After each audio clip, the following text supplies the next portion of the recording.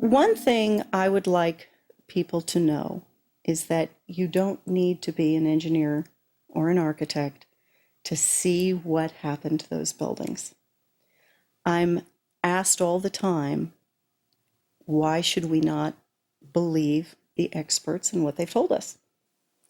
And I always answer with this simple story. One day when I was driving my truck down the road, my truck quit suddenly.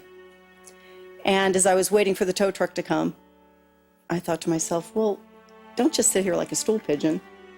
Get out of your truck, open the hood, and look underneath the hood for anything that's obviously broken. And I did that, and I checked everything. I checked the oil, I checked the oil temperature, I looked for, fan belt broken, anything, obvious things. Nothing was wrong. But when the mechanic called me and told me that I needed a new engine because it had overheated, and because it had dropped its oil and overheated, I knew he was lying. Because I had opened the hood and looked for myself and thought for myself. And it turned out it was just a cam sensor, and I was able to fix it myself. I was able to get the part on eBay and stick it on and watch a YouTube on how to fix it and stick it on and drive away. But the comparison is this.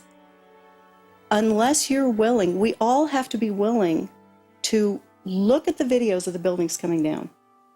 You have to be willing to look for the obvious evidence.